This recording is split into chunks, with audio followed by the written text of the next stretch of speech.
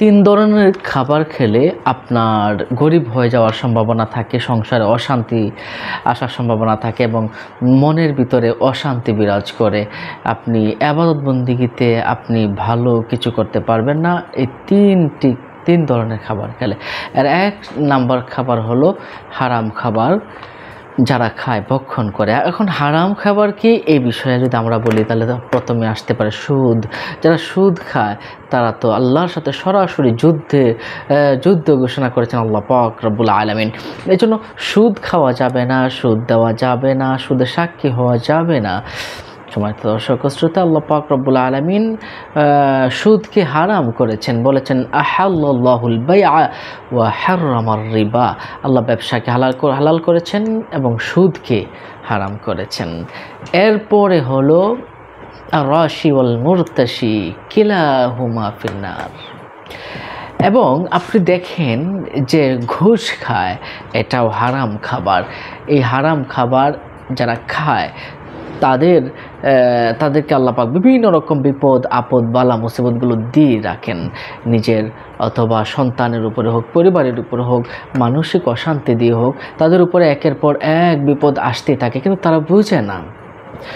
দেখুন, আমাদের যে বিষয়টা বুঝতে হবে, খেয়াল রাখতে হবে, এটা হলো যে হারাম খাবার কীরকম হতে পারে। চুরি করা এটা একটা হারাম খাবার, অন্যের মালকে আত্মসাৎ করা এটাও হারাম খাবার, আপনার অন্যের জমি জোর করে গ্রহণ করা, অর্থাৎ আপনি যা কিছু ইনকাম করবেন এটা যদি বৈধ পথে না হয় এটা সরাসরি হারাম খাবার।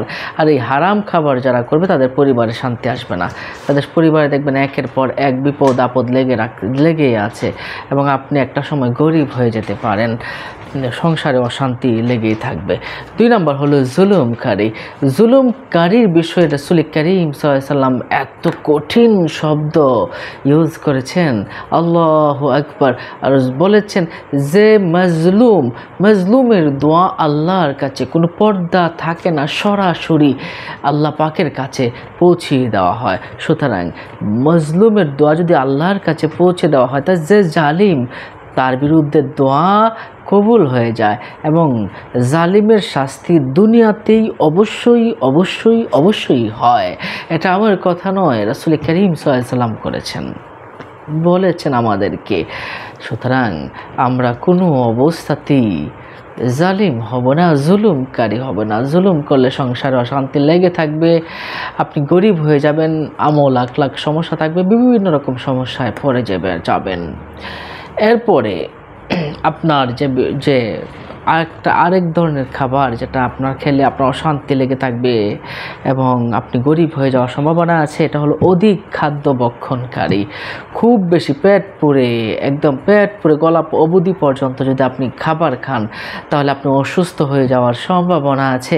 আর অসুস্থ হয়ে গেলে টাকা পয়সা ইনকাম কিভাবে করবেন, কিভাবে আপনার সংসার চালাবেন, পরিণতিতে আপনার সংসারে অশান্তি লেগে থাকবে, আপনি গরিব হয়ে যাবেন, বিপদ আপদ বালা মুসিবত আপনার থেকেই যাবে।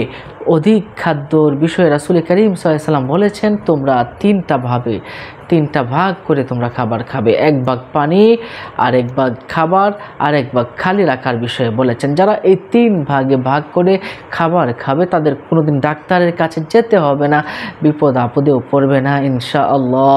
নিশ্চয়ই বিষয়টা বুঝতে পারছেন সম্মানিত দর্শক শ্রোতা। তাহলে হারাম খানা ভক্ষণকারী, জুলুমকারী এবং অধিক খাবার ভক্ষণকারী, এই 3 প্রকার মানুষ গরিব হয়ে যায়, সংসারে অশান্তি লেগে থাকে, মানসিক শান্তি হারিয়ে ফেলে।